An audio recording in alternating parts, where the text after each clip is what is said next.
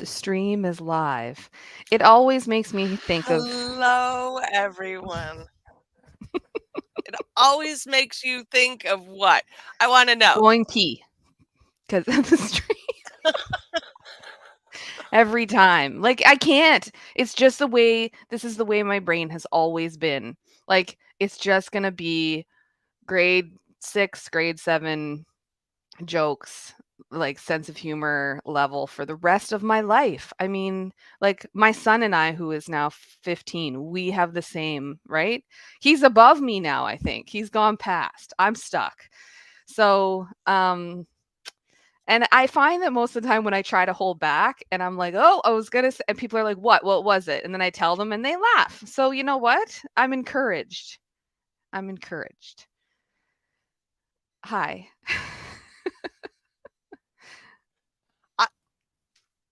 I, I think bodily humor jokes are just you're in with people, Grace. I mean, we all it's like it's a Okay, common, what are we talking about relatable. today? Yeah. I feel like we have a bit of a lag. Can you hear me okay? Yeah. We're so today Yeah, so but this there yeah, is.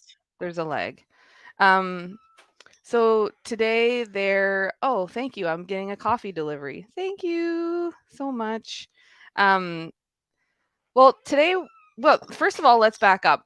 We started this series because we found that there were not enough conversations specifically about bipolar and more specifically bipolar 2. And we also found that when there are conversations, it's usually kind of the bad stuff only, and we are not hearing about how incredibly bright and intelligent and gifted, we use that word with air quotes. It's got some trauma associated with it, but um folks with bipolar are. And so we kind of wanted to bring this conversation to light. And what I was going to say to you was I had this conversation the other day with a guy who it was a sales call. We got on somehow or somehow or other, somehow or another. Which one is it? Somehow or another? Somehow or another. Somehow I or don't know now. okay. I probably would Yeah. have before you asked, but Yeah. now I don't know. Oh, you're breaking up. Come back to me. Damn these streaming things, they take up all the juice. Can you hear me okay? Anyway, he said, Yeah, somehow it's or me. another. Okay, somehow or another, the guy said it came up that we both have ADHD. I said I think I usually say I talk really fast at the beginning of calls. I'll say feel free to slow me down. I talk really fast.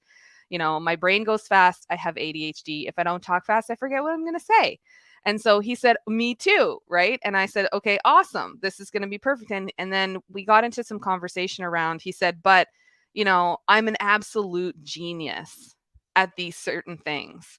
And I think it's relevant to this conversation because along with, being or having bipolar, there are some really incredible things that our brains do, and in a way that we look at the world, and an awareness that we have, and a way of problem solving and all those things. And so Briar and I really wanted to have conversation that was like sort of the intersection between like here are some things that are really hard to navigate and are tough and that we want to normalize or bring to light so that other people can go like, "Oh, that's what that is," or like, "I'm also experiencing that," whether they have bipolar or not. And then also talk about how we're both very successful people living with something that is really stigmatized and is seen as like, well, you just can't, you'd never be.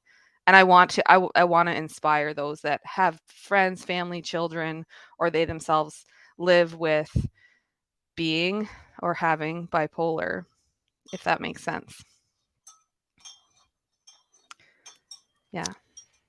So today we're talking about the intersection of medication and natural health, the Yeah. health and wellness establishment, right? Yeah. Where do you want to start with this? Okay, so there's two intersections we were going to talk about. I just want to bring up that there's the intersection of having like more than one diagnosis. And we were talking about that the other day in terms of like the confusion that lies in like, what is this a symptom of? I'm experiencing X. Is this my ADHD, or is this a manic episode, or am I depressed because of my ADHD so bad right now? Like, what's going on? So there's kind of that confusion that lies for a lot of us. There's a lot of us that are not just, what is the word, singularly or monodiagnosed, right? And they can kind of go hand in hand.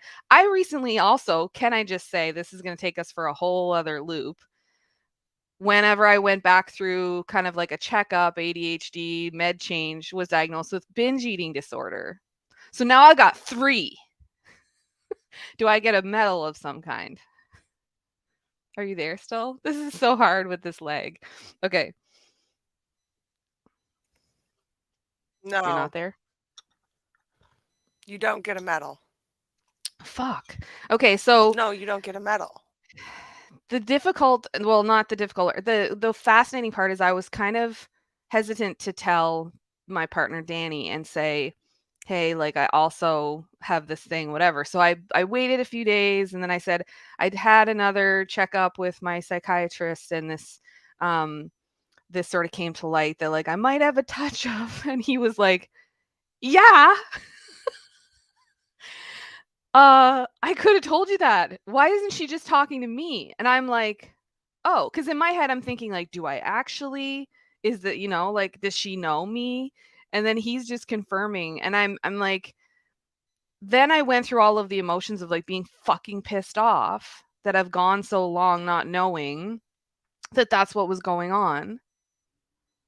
And also, so this is why I bring this up to say is that there are things that are then a part of, like, you got ADHD, well then, like there's depression and anxiety that oftentimes they're going to diagnose for that, when really you just have ADHD and they're a result of the difficulties that you're living with.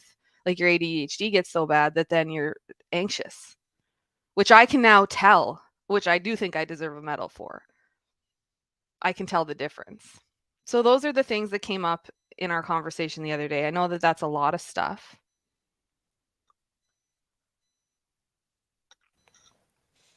Yes, and I told you to pick one, and then you did, and now you have I'm not. unpicked it. I've unpicked it. Okay. So let's go, like, I think I can narrow it down. So the underlying thing with all of this, so whether you have one or multiple diagnoses, or whether you're finding out that something is a result of actually something else, right? You've been experiencing depression your whole life, it's actually because you've binge eating disorder, it's actually because of whatever it is. I just want to kind of talk about the things that we do and we try, and that usually we get so, and I'll just speak in, for myself, and people can relate or not. But I, for a very long time, had tried different meds, but the wrong meds, and then decided that it was fuck the, pharmaceutical companies, and I'm going to own a yoga studio. And this came up for me in a conversation the other day. I was talking with a friend who, we're on the same medication now. We were kind of commiserating, around all the things. And she had been to the yoga studio and had come to lots of the courses there that I had taught. And I remember I felt like I had to apologize. Like, there was a part of me that felt like I had to go back on my word and say, like, I know at one time I was saying that you could fix your whole entire life and brain and gut and everything else and gene mutations and, right, like, all of these, your dirty genes and your mutated genes and your gut biome and all, with kombucha. It wasn't quite that simple, but you know what I'm saying, right? So I think that that's the kind of focal point, and where we can focus today is that it becomes kind of this experimentation, but also it can drive you crazy in trying to figure out, what do I do? What did I do? And and very, I don't know what the word is. There's a word I'm sure for this, but like self-blamey, where it's like, oh, I did something to cause the way that I'm feeling now. And that's what I found when I was completely going, like, raw dogging it, I call it, and wasn't on any medication and didn't really have a proper diagnosis.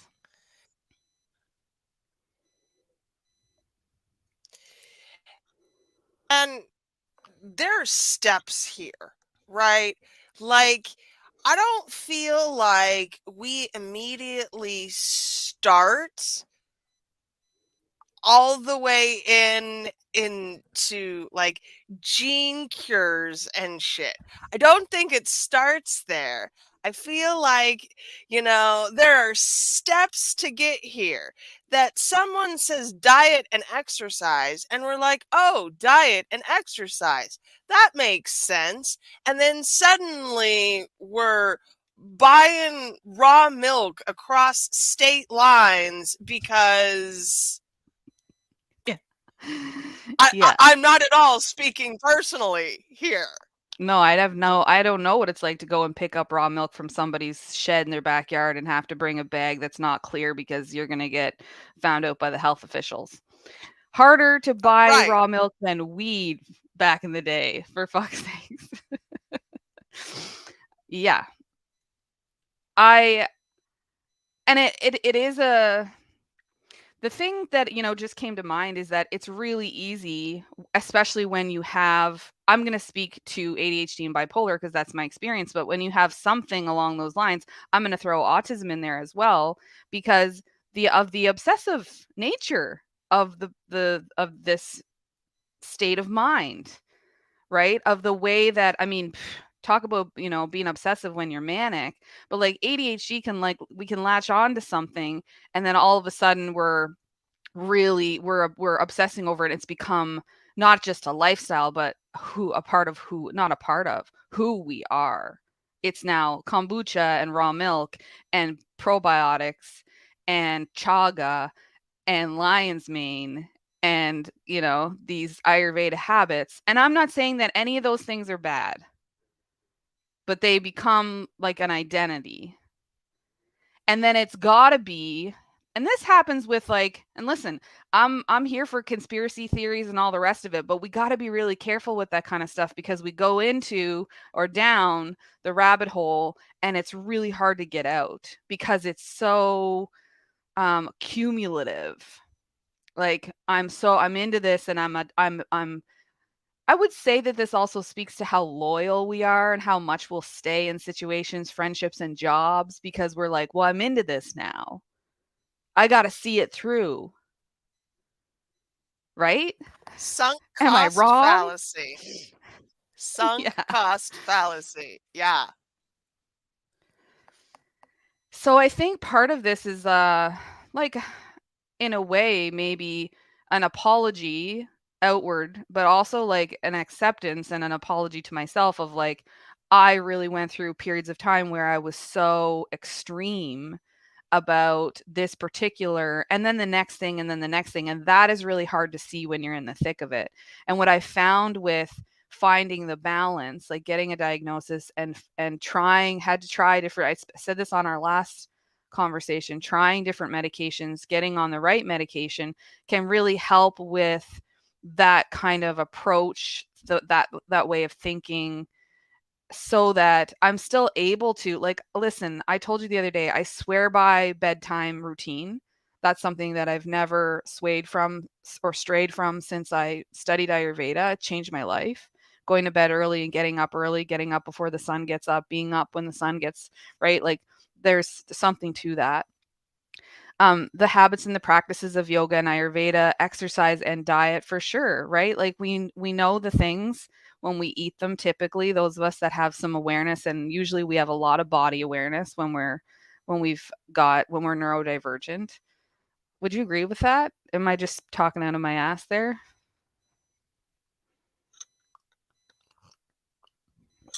You're frozen.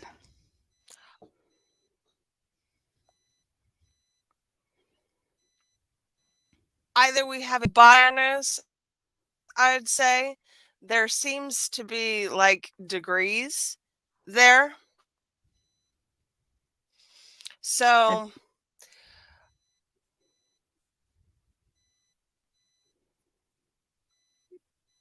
Are but you I there? think that Okay. yes, can you hear me?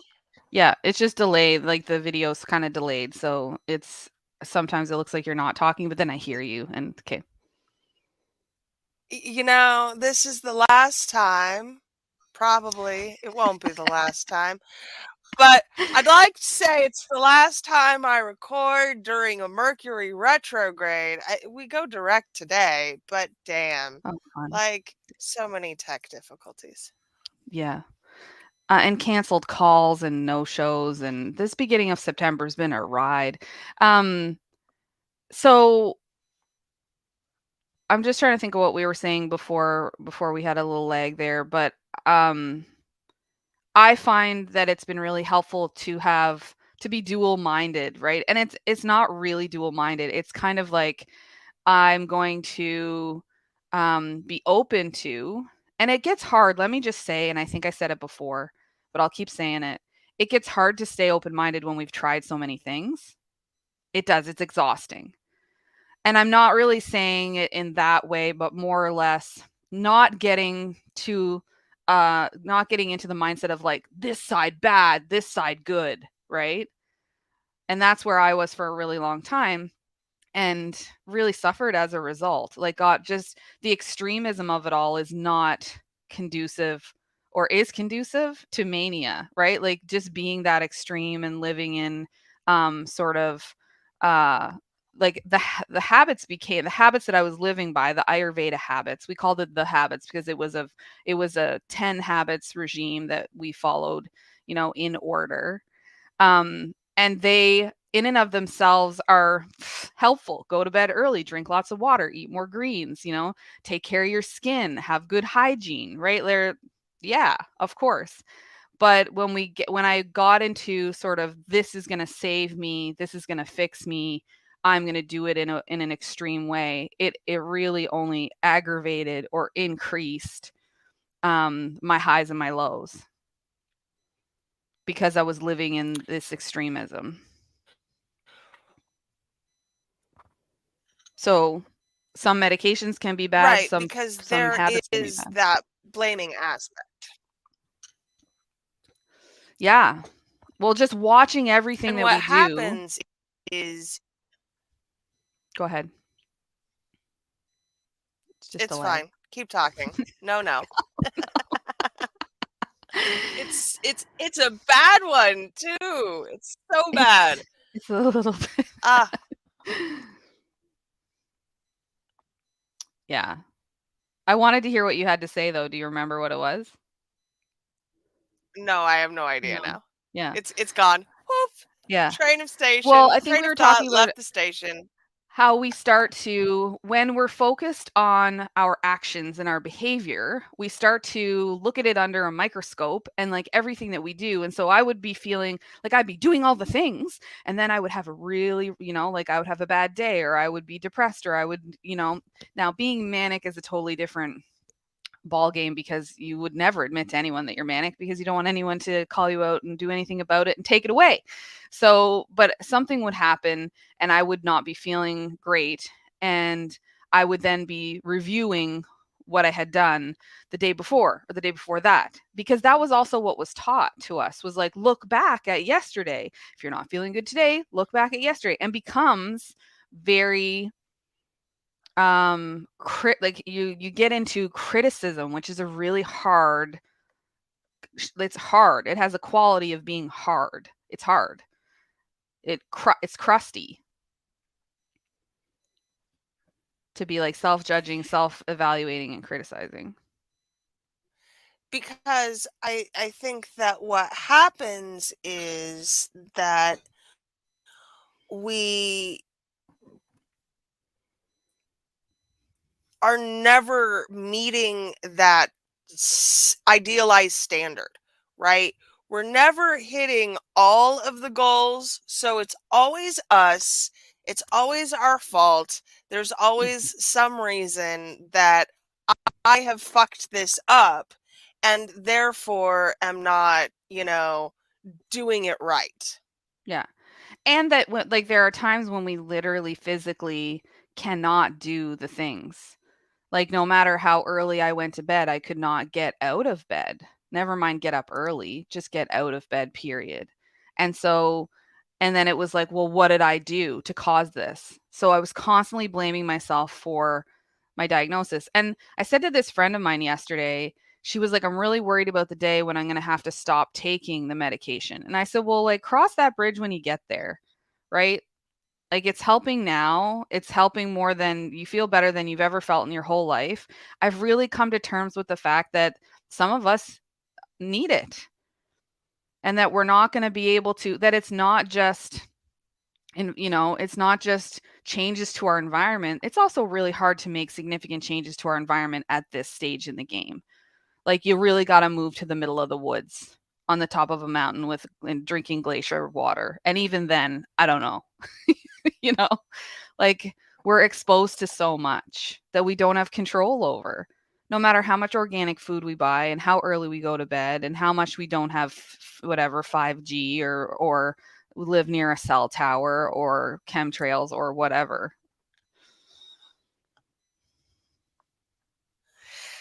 And that's the problem, right? It's so easy to start with eating healthy and buying organic and living out and end up living out in the woods with tinfoil hats. I mean, tinfoil's bad for you too. About Shoot, you're glitching so bad. Um, yeah, so I guess the point that I'm getting at here, and I hope it's not in too much of a roundabout way, is that what I have found is that I had to work really hard to pursue my diagnosis. It took a long time, and that sucks and that's unfair, period, right? And, um I'm really glad that I continued to say this isn't working. This is the thing that I'll say is, like, if you go to a doctor and they just diagnose you with something or they prescribe you with something, you can go back and say this isn't working and they'll try something else. And I did not realize that. I thought, like, this, oh, I'm going to be a bother. They're going to think I'm med seeking, whatever it is. Like, it's okay to go back and say, this is not working.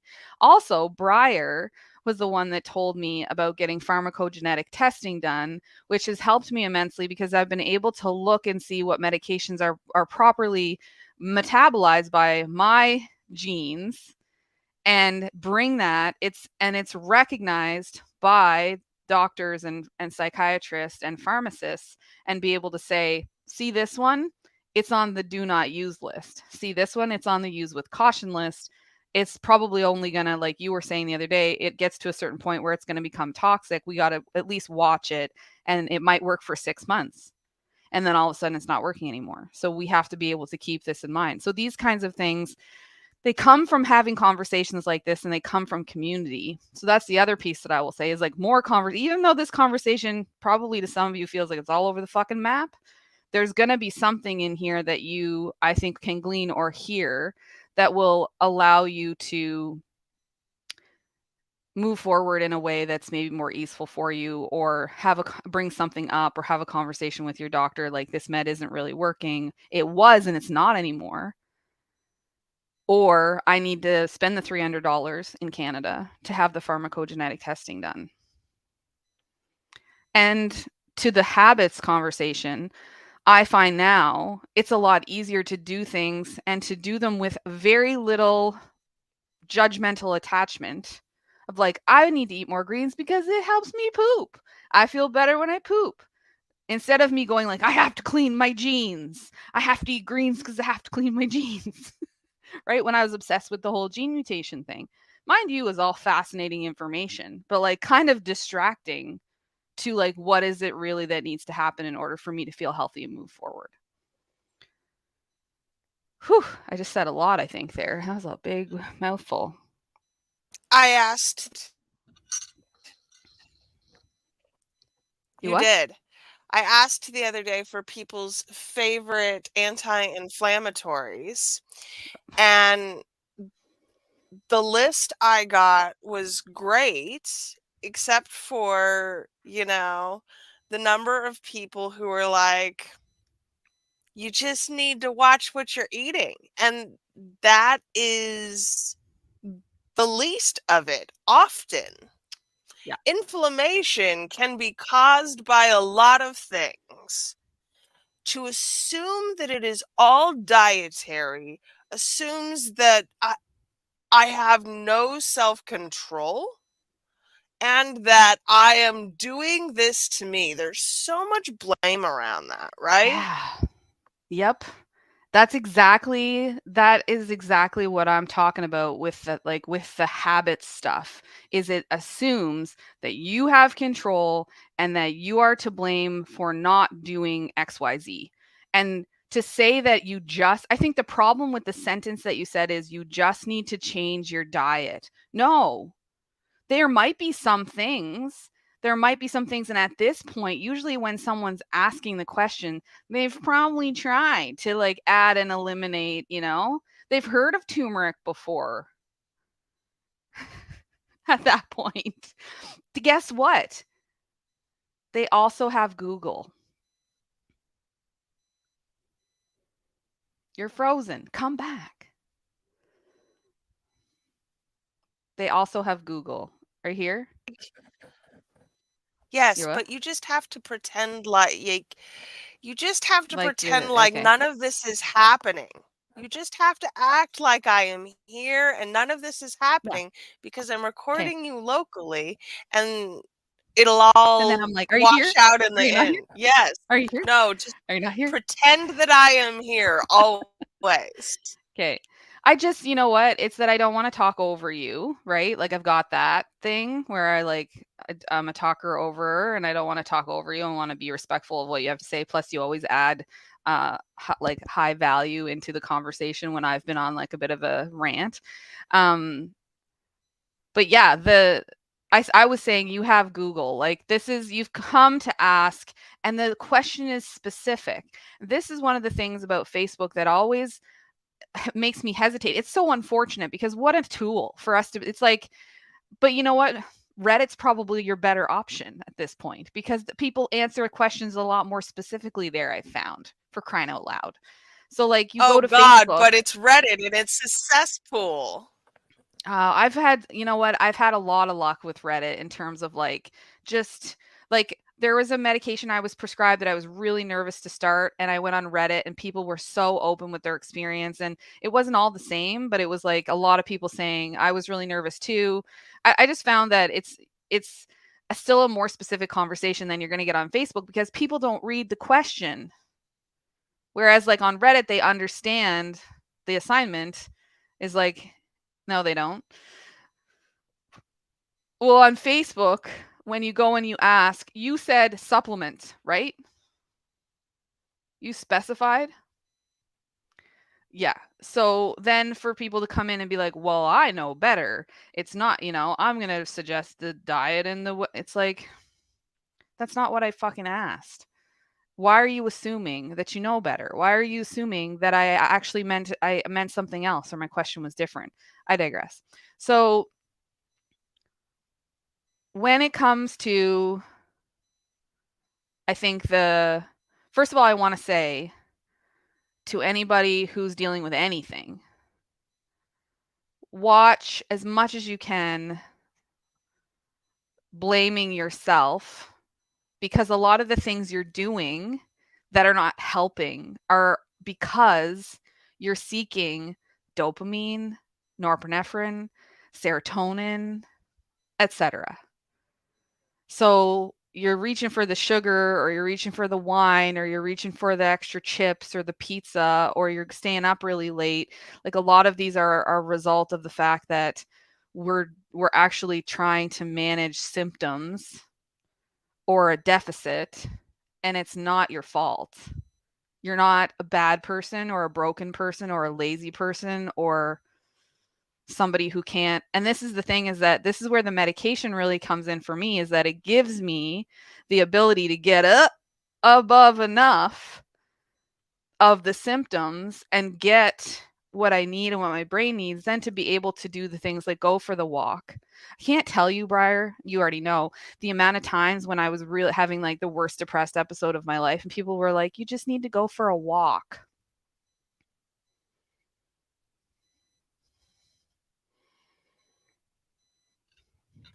Right. That'll solve it. That'll cure everything. You just need to Like, go oh, for a shut walk. up. I never even thought of that. If I could shower, if I could walk from my bedroom to my bathroom,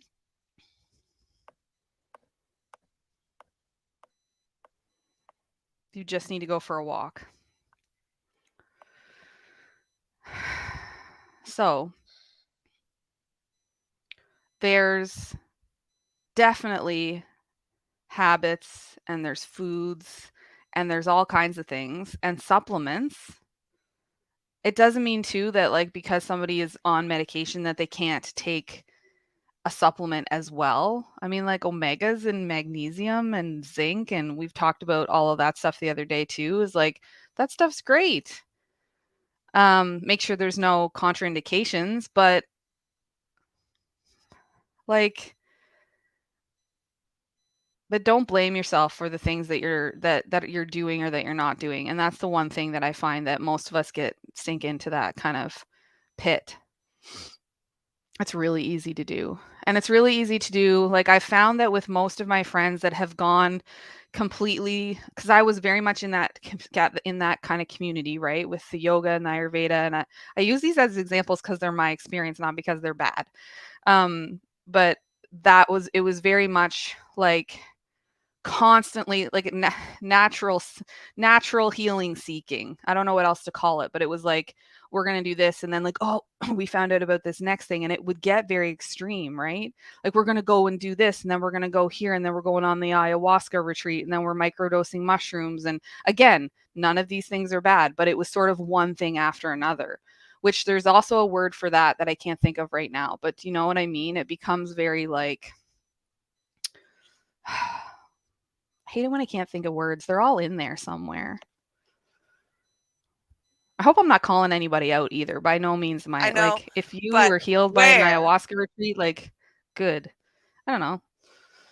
Um I think Oh, I'm in and a way like certainly we talk a lot about psychedelics right now, right? And how mhm. beneficial they are. We've talked I just did like 2 podcasts about my personal experience with mushrooms. Like Yeah. fantastic. And also, if you need to take a pharmaceutical, it's not like you're personally failing at this. They're just different tools in the toolbox. Yeah, definitely. Um and that's the thing I guess is I think the word is extremism. Like I find that when we're still notice if you're still constantly like there's a difference between like searching and seeking and gripping and grasping. And I think that there is a very different feeling in the body as well. Like I'm always into new stuff. I'll try anything twice. So it's like let's do the mushrooms and let's I mean, I don't know that I would do well on an ayahuasca retreat, but you know, like open to all the things, absolutely, and have done so much research on so many different things. But it's different to do it from a place of like interest and kind of like, oh yeah, maybe, or like I found the holy grail and now I'm going to do this thing. And I find that I can see it in people who really are going without a proper diagnosis and are not really understanding, you know, and not medication's not going to be right for everyone, especially when it comes to ADHD and autism. Like I know that there's some medications that they're starting to use for autism, but I don't think that it's really a thing, right? So I'm not saying either way is better or best. I'm just saying that sometimes a bit of both can really be helpful and that the the digging the heels in around like the big kind of like example is like I did a whole like dumping my medication down the toilet when I was like really gung ho into the like, you know, I'm going to fix my life. with the habits, with daily habits. I probably then went into the worst manic episode I've ever had and thought it was me feeling better. It was like, I did it. Look at me. I'm superhuman now.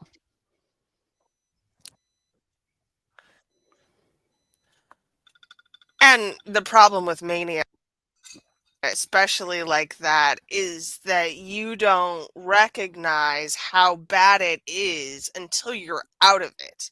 Yeah. Like, mania feels good. So there's no point at which I'm manic and going, oh, well, this is a bad idea. That does not happen until Yeah. I've blown everything up. Yeah. Well, that's why it's so hard to diagnose because you're not going into the doctor when you're manic.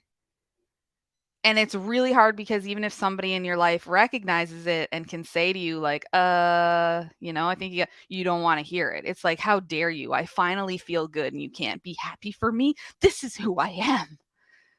This is me.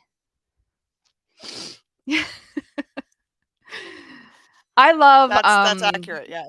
I love Taylor Tomlinson, the stand-up comedian. She talks a lot about having bipolar, and I love her story from her 2022 stand-up where she's like on some medication and she starts to kind of look it up and Google it, and she's like, oh, you know how like meds are used for multiple different things sometimes, right? Like a lot of the bipolar medication is also used for schizophrenia, which was scary to find out. It's like, whoa. Anyway, she just starts Googling her medication and finds out it's all medication that's good for bipolar. So she says to the doctor, like, do we think maybe that, I'm bipolar? And the doctor is like, well, yeah. She's kind of like, were you going to tell me? But the thing is that they don't know sometimes until they try a medication and the medication works, right? And then you're able to see when the dust settles or the shit clears, you're kind of able to see what's no longer there, what's no longer present. That like her panic attacks and her anxiety and everything was just due to like manic episodes. So I love that she has that conversation, and she has also another bit where she talks about, medication being like water wings, like your floaties, right? And taking your floaties because you can't swim, and like otherwise you're going to drown in the pool. And that some people will be like, you don't need your floaties. And it's like, those people don't care about you.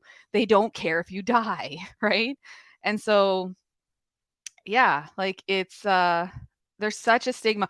I know what the thing was that we talked about the other day that was really important, that was coming up, was that there's these two thoughts about medication. One, like, I don't want to take it because that, like nobody's who needs medication or nobody's taking medication. And then simultaneously there's like everyone's taking medication, right? There's these like two different but yet the same kind of sort of stigmas around taking medication. And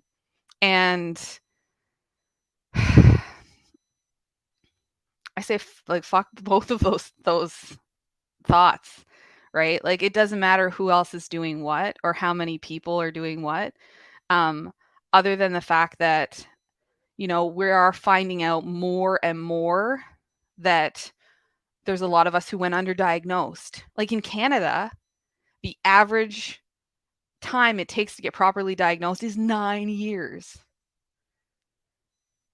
Average. That That's means that pretty there's some of good, us that have gone 20 actually, years. on a Yeah. worldwide basis.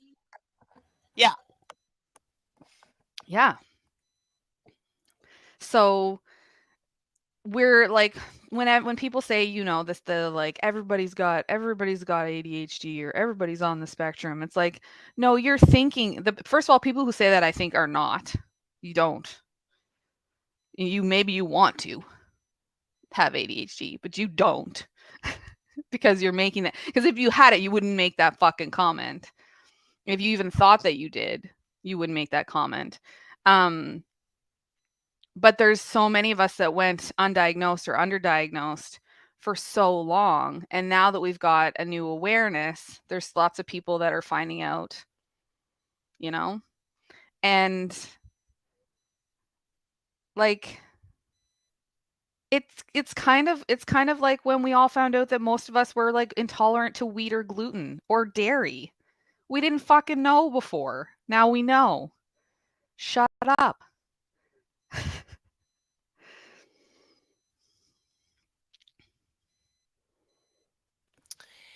Yeah, there is something to late in life diagnosis stigmas, right?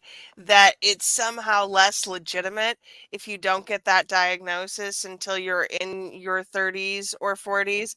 But man, had I known, it would have been so much different for me, and not necessarily in a good way, right? Do you remember how things were for the autistic kids when we were kids? Not great. So having a diagnosis now doesn't negate what did or didn't happen for us in early childhood development, but it does make things easier to deal with now, and they're not Mm. illegitimate. Yeah, I agree with you. I think um when our parents say, I didn't want to put you in a box, that's a legit concern because we would have been put in a box, literally, or another school, or another, or the, um, what are they called? The extension attachments onto the school where the kids went to the other classes that weren't really part of the school. Like that's a very real thing. And so, um, and I think too, it's like a lot of, well, we know this, but it's a lot of women, right? A lot of women who are being diagnosed that they just didn't think that it was as like girls didn't present the same way and they didn't think that it was as prevalent. And so it really also bothers me from that perspective because it's like this is something that women are now able to find out about and learn about themselves. Why are we, oh, everybody, like fuck off.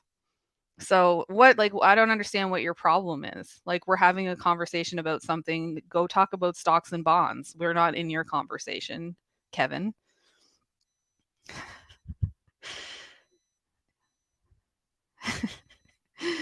um yeah, so I think that it's this is a bit of a, it's not a difficult conversation for me to have, but I've waited for quite some time maybe to have it because there was such a, like, I left the yoga community for several reasons. Um, like all over the map reasons too. Some personal, some had to do just with the fact that um I felt it was very cult like, right? I felt that there were things being taught that were very extreme, cultural appropriation. There were lots of things, but I haven't really come out and had a conversation around like I still think those things are helpful. I still practice some of those things, but in a very different way. Instead of it being the thing that's going to save me, it's to support. It's there to help. It's there to make, you know, my day easier and more enjoyable. Like it feels good to go for a walk. It feels good to eat greens. It feels good to go to bed early. My body likes that. It craves that, but I'm not doing it. I'm not enforcing it upon myself to fix me because I'm, like I don't feel that brokenness anymore.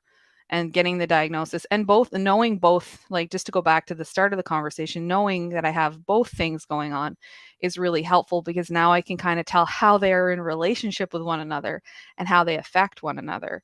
And even watching like how my ADHD can cause burnout and then it can cause a depressed episode, or it can go the other way, and just being able to watch and notice and then use those kind of habits and tools and techniques like having naps, resting more, not having too much caffeine, not having alcohol, not having too much sugar, like all those things that are additional stimulants, right? That I was using before because I didn't have the medication to give me the stimulant or the things that I needed. So using those things, and with no, like, the thing about all of the things that we, both habits, good and bad, is that there's no prescribed amount. It's not like, okay, you do need some sugar right now, but it is one sour strip. It's like the whole bag.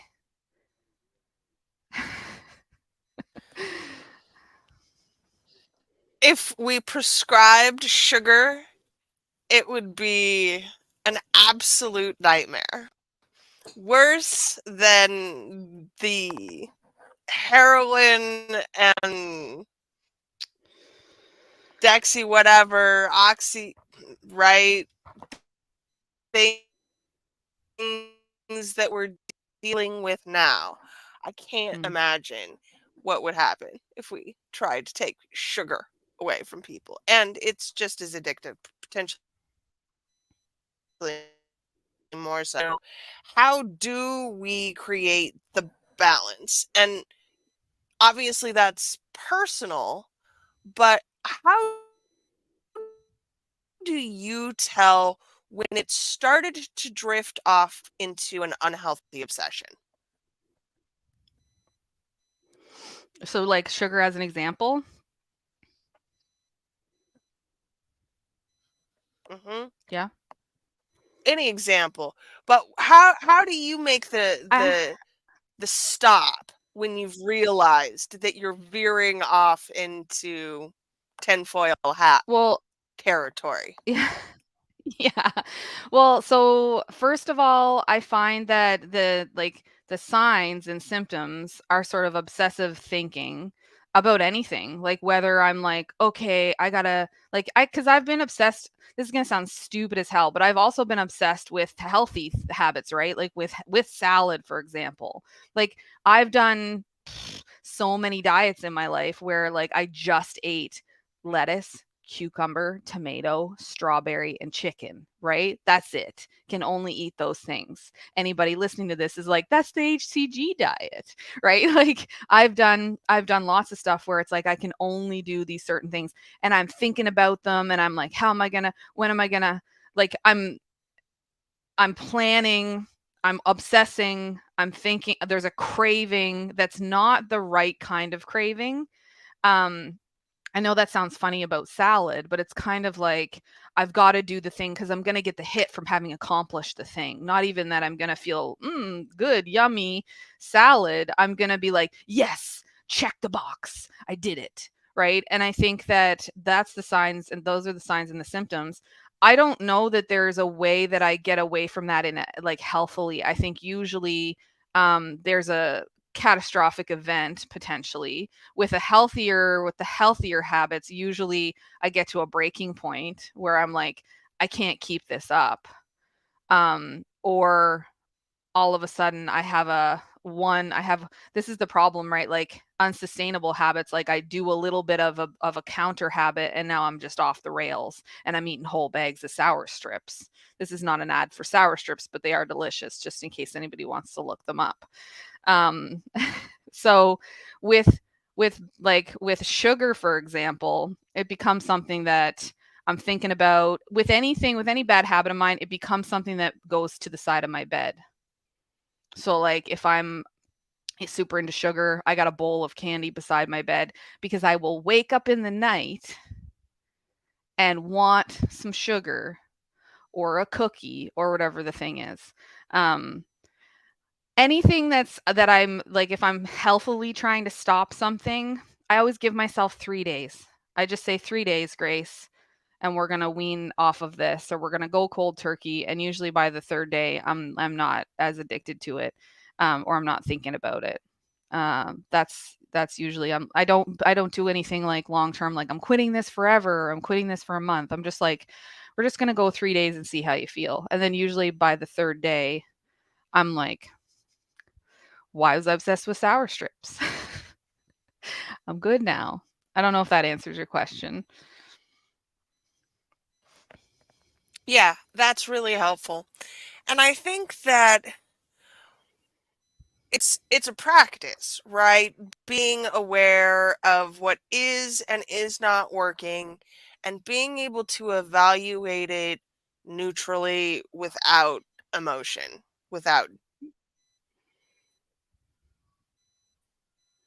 judgment. Yeah. I think that that's a big one, like the non-judgment piece of being able to like understand that our bodies are wired for craving and addiction, and that a lot of the stuff that we eat is laced with drugs, right? Like with sugar or with other kinds of MSG maybe or chemicals. I know there was a study done that MSG wasn't as bad as everybody had led us to believe, but I'm just using it as an example. But that there's things in um in food that are, yeah, causing us to, yeah, have cravings. And again, like not blaming ourselves for it. Actually, apparently, MSG is what reduce your sodium intake. Oh, what? I M- don't know if that got through at all. Apparently, MSG is what MSG is you. what you should take now if you're trying to reduce your sodium intake. Yeah, I mean, I read an article at one point in time that like it was kind of a whole act of racism, like to be like MSG is bad and the whole like, Mhm. Chinese food stuff that it was like a what's the word? Not propaganda, but just that they had created this whole when really it's Close. not it's not it's not awful. It's not as awful as we were led to believe. So bad example, but um yeah, the I think and even with behavior, I'm trying to think of like behavior like, well, truly, I think it's starting to the first thing I would say for me is like being able to identify whether I'm doing something because I need it, like napping too much. Am I tired as fuck? Am I burnt out? What happened there? Or am I lacking something? Um, and being able to tell sort of the difference between like an addictive kind of behavior or something that I actually need and something that's going to, like, you and I talked about this the other day with like with wheat, for example. Like there are foods that are sources of like give us like feel good chemicals, and and for like certain situations that we're in, it's helpful to be able to reach for something quickly and be able to feel better, even if it's going to bother our stomach a little bit, right? Like we've got to sort of decide what are the pros and the cons, and sort of outweigh. But I can feel it in my body when something is more gone to more towards like an unhealthy behavior or habit or craving. Um, or I'm just really needing something, and I can do it more in moderation.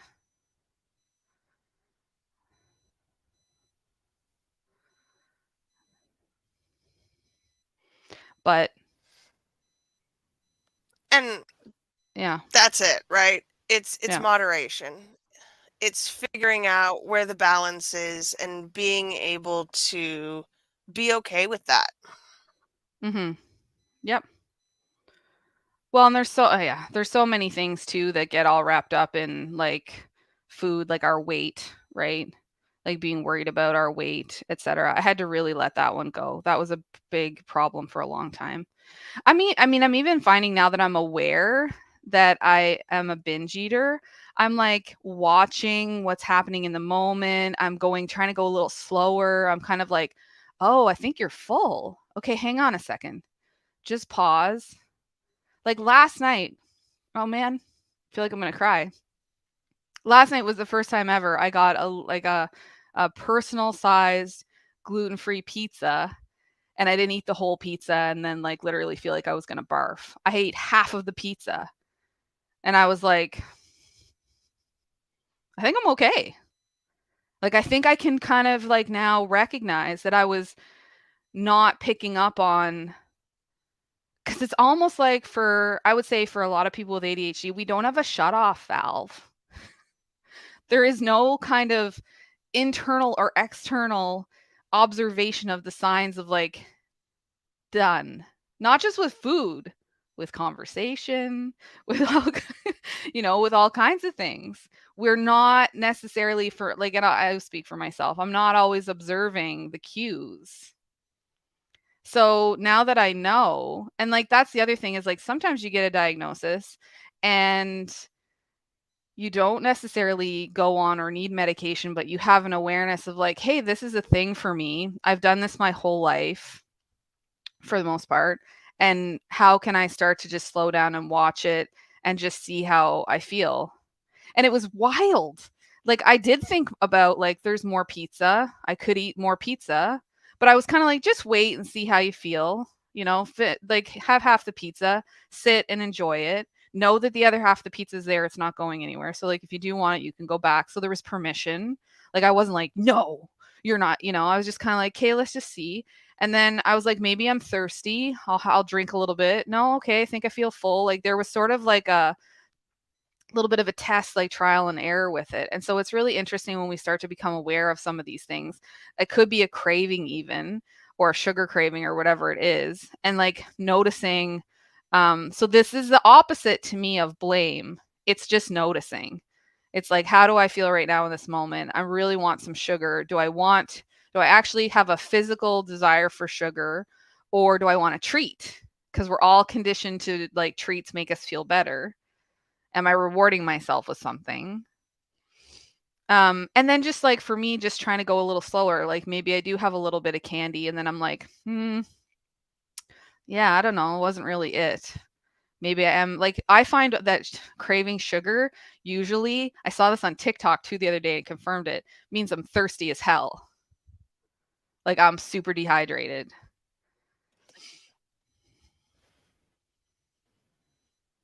I feel like drinking water That's is definitely interesting. a yeah. I like it. Well, we too, like Mhm. those of us that are neurodivergent, we forget to drink water. We're not like, oh, I want water. So and I would bet any money that people with autism and ADHD end up with more UTIs and bladder and kidney infections and stuff than anybody else. And I have nothing to back this up other I than lived mean, my experience. 6-year-old no, it's okay. My 6-year-old went, almost 6 months without drinking anything. Absolutely nothing. Refused, just would not. We finally found the water bottle that he would drink out of, and now it's fine. But it's these absolute choices frequently for neurodivergent people. We're like all or nothing, and that's absolutely one of those things. Yeah. Yeah.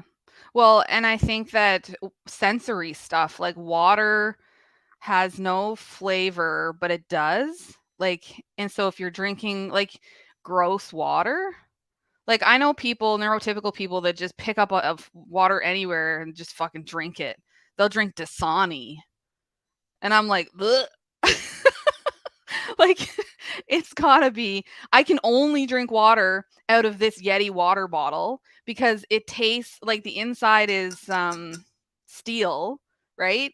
And it does something to the taste of the water. So like the, the whole drinking water thing, like we got these extra hurdles that we got to get over. And so like that's why I say the whole sugar thing often is my body being like super thirsty. Instead of it's not salt that I crave, it'll be sugar. I do love salt. I'm like 100% a chip person.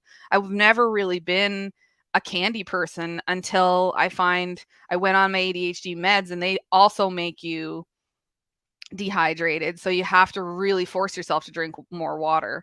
And I think like water would probably solve a lot of problems for most of us, but it can be so hard to drink. Especially like I remember Oliver, like really, really hard to get Oliver to drink water. And sometimes he would throw up. Like he would drink a bunch of water and then he would puke. It's like depending on, your stomach and your type of being neurotypical, you be very deliberate, very specific. And that's a that's a fucking pain in the ass. Like we got to have a whole regime around drinking water. Like that makes life the simple things when people are like, "Oh, just drink water. Just go for a walk." Like, what?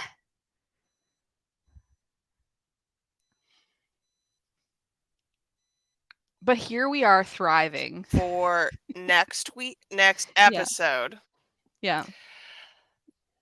So I want to next time talk about the intersections of diagnoses, where we figure out where one thing begins and one thing ends, right? I think that's the next piece is we've come to terms with the fact that there is no all or nothing treatment. So, what does it look like to define these parts of ourselves? Yeah. Um and I want to say too, something I want to talk about is like when people will message me somewhat frequently about like they have bipolar, a family member has bipolar, etc., and like how am I able to sort of be who I am and live the life that I live, and which is it's very, like, very much a compliment, and I super appreciate it. And I will say that a big part of it is actually being open. Like when I started to be open about the fact, like, we go back a few years now that I've been doing some kind of lives or podcast or having conversations around this, and it just allowed me to be it. Like for the longest time I wanted to say I'm not, I am, and I don't know. Like I don't know which is more helpful, but for me it's helpful to actually just be it. To be like this is who I am. This is a big part of who I am. Um and not have it be some separate kind of entity that I have to try to manage, but rather integrate this part of myself that isn't just a part of who I am. Like it is who I am. It's been there probably my whole damn life. And I think that that's sort of where we can go, and where I want to end today is, if you got something, got it, have it, be it. It's okay. Join Come join the club. It's a cool club. And the more I can like own it and be it, the more it's not something that's like lurking in the background, all Dr. Jekyll, Mr. Hyde like, but rather it's just integrated all the time. So I can have moments of like, oh, a thing just came up or happened. I'm not shoving it down. I'm not ignoring it. And saying things like, I am absolutely brilliant. Being or having bipolar does not take away from that at all. At all. And in fact, I think that it's part of why I'm so brilliant, because I've had to navigate it, and I've had to watch for external cues and really get to know people. And I think it's why I'm so incredibly successful and good at my job. Partly, anyway.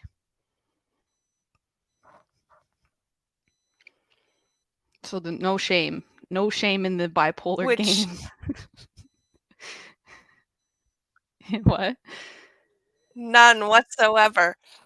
Which leads us to, so the Neurodiversity Media Network is getting ready to release a bunch of comprehensive guides, and I'm going to be soliciting contributors. I want to ask you about your experiences with whatever your diagnoses are. I want to hear what it's like being you with this diagnosis. So if you're interested, shoot me a message. I will be dropping a whole bunch of things in the next few weeks, but I'm really excited to hear more about the lived experiences of people with diagnoses or self diagnoses. Don't feel like the official piece of paper is holding you back in any way. And I think that's where we'll leave it. Grace, I adore you. Thank you for being here Love you. today, y'all. Thanks for having me, Thank and you thanks for for going on the listening. journey with us. It's always a journey with Indeed. some twists and turns. And next time we'll be back to talk about how the journey is with multiple diagnoses, because that's important. All right. Don't stop at one. Thanks for being here, y'all.